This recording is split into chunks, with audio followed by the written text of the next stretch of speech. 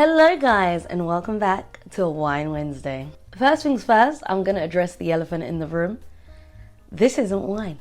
But no, recently I've been obsessed with this drink, and because it's daytime, I was like, how can I drink alcohol in the daytime and still feel okay about it?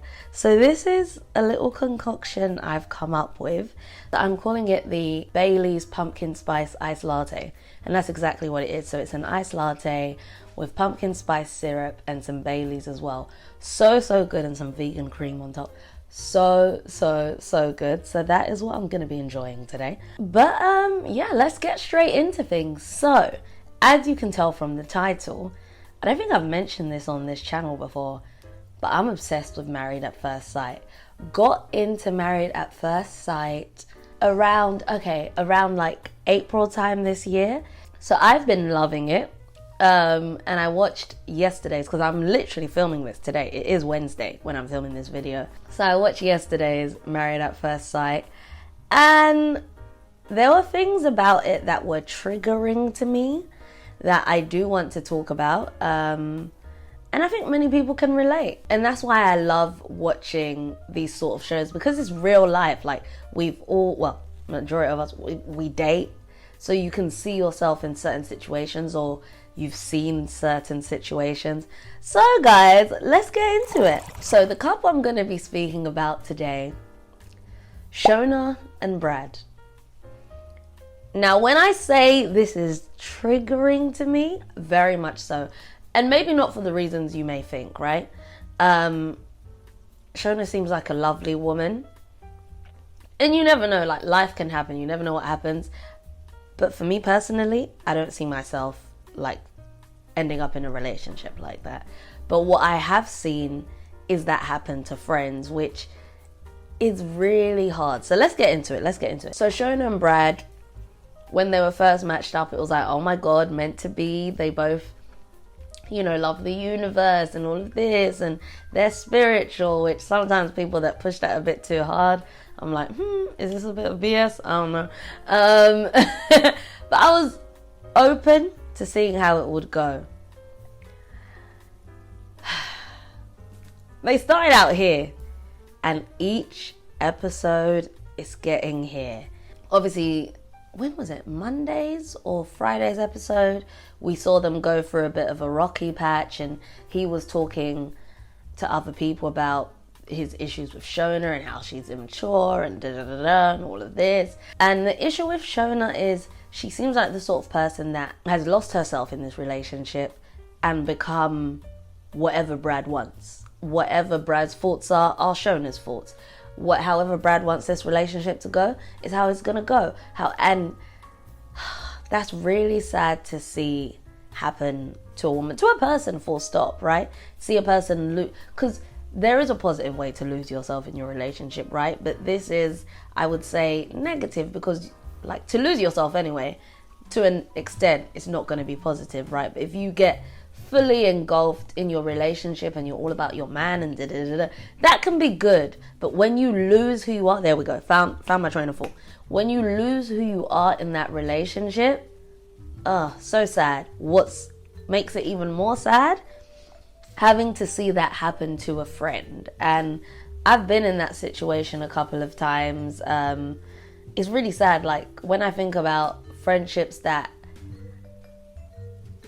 haven't gone as well, friendships I've lost, a lot of time a man is at the forefront of that, and it has been that person has lost themselves in that relationship, and you've seen it, and you've tried to, like, it's so hard. Like, you try to be there for them, you listen to them, and I learned the hard way, because in the beginning I would listen, I would offer advice, you deserve better, so when they get back together with that guy, your friend is now side-eyeing you like, oh, you don't support this relationship.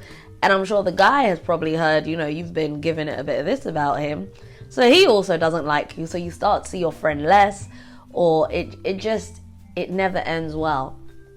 So I learned to keep my mouth shut, okay? If I can give you guys any advice, if you don't like your friend's partner, zip it. Unless it's like really to the detriment of your friend, like they are emotionally abusing them, physically abusing them, like, then okay, yeah, speak up in the right way to get them out of there as safely as possible. But just down to like them as a person is not good for your friend, zip it to save your friendship. Because there's some friendships I look back on and I'm like, we get on now, but we could be so much closer if I hadn't have mouthed off, because they're not even with that person anymore now. So they found their way, that friend found their way out of that relationship. So they would have eventually, and then we would have been good. So that's one side of things. There is also the other side where, unfortunately, relationships can change people fully, like really change their character. And it can, so looking at like someone like Shona, I'm just imagining her being my friend and her going through all of that with Brad and everything, and him just continuously breaking her down, and she no longer has an opinion, and da-da-da-da-da. And like, imagine it, like Brad is, you know, not a fan, but he could be a lot worse, right? So imagine that, way worse, to the point that your friend is someone you don't even recognize anymore. Unfortunately, and this may be the wrong way to look at things, I'm always open to, like, comment below, guys, always open to hearing another side. But for me now, I start to check out, like, because who I became friends with in the beginning is not who I'm seeing now. And people, we all change, I get that, but when your change is affecting our friendship and you behave differently towards me now, and bearing in mind, guys, I learned, I'm not saying anything negative about the partner, but you don't have time, the person may not have time for anything anymore, because they're so in their head, they've been broken down by this man that they're not even, I don't know, it sounds very selfish, and you should be there for your friends, but sometimes being there for someone, you are now also in this abusive relationship, if that makes sense, because you are there for this friend and you're trying to help them, and it's like this back and forth, and they go back and it's da-da-da-da-da, and you are also a part of this abusive relationship at this point. So you have to, in the words of Cookie Lion, put yourself first. I gotta put me first. I gotta put me first. And it sounds really, really harsh, but I am a fan of being selfish for yourself, for your own mental health. Like they say, if a ship is sinking, or if a flight is crashing or whatever, right? You put your life jacket on first and then help others. And that's what sometimes you need to do. You need to save yourself and then maybe later come back to it. It's a really interesting topic. I'd love to get someone on that has also been through something like that. Maybe someone that's been in a relationship like that and alienated their friends and made their way back to their friends, how they did that, and what they think is best for a friend to do in that instinct. Because it's really, I don't think there's a right or wrong way to go about things, because here's the thing, I know you need to know yourself. If I stick around while that friend is going through all that and just support it and just be there and there, whatever, I will start to resent that friend, and that is an unhealthy friendship in general. Like, the relationship between you and your friend is unhealthy. Whereas if you step away, when they finally leave and they've got themselves together again and they come back to you, you didn't let it get to a point of no return where the friendship has just crumbled, you know, that it can still be salvaged. So that's my thoughts. That is like a quick little, you know, I'm interested to see how that all really does play out, because another thing I do keep thinking, this is edited, right? So we're only seeing a certain element of things. Like, for example, when I think back to Married at First Sight Australia, and you had what's his name, Harrison. I don't remember the girl's name now. Like, Harrison was the bad guy. Like, he's not a good guy, right?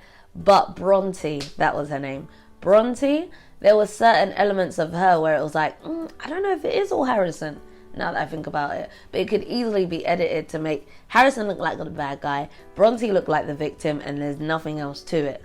But we got to see more of her character. Anyway, I digress. I'm going to leave it there, but I would love to hear your thoughts. I always would love to hear your thoughts, and there's no comments. But I feel like I'm going to do this more on Wednesdays when it is just me and we sit and we talk. Because this is why I love shows like Married at First Sight. It brings up so much great conversation about dating, relationships. This time, like friendship, like I was saying, like you see the girls of the show like struggling with it and like, oh my god, Shona, what, like wake up. Like the Shona they met on that first day is not the Shona they're seeing today. I'll be interested when they go back to see the families, what her family and friends think. But yeah, that's all for today. Hope you guys did enjoy this. As always, next week pushing to have a special guest for you, so look forward to that. But yeah, I hope you guys did enjoy this video. If you did, feel free to like, comment, subscribe, all that good stuff I'm meant to ask you to do. Please do. And I'm just rambling now and I don't really know how to end this, so I'm just gonna go.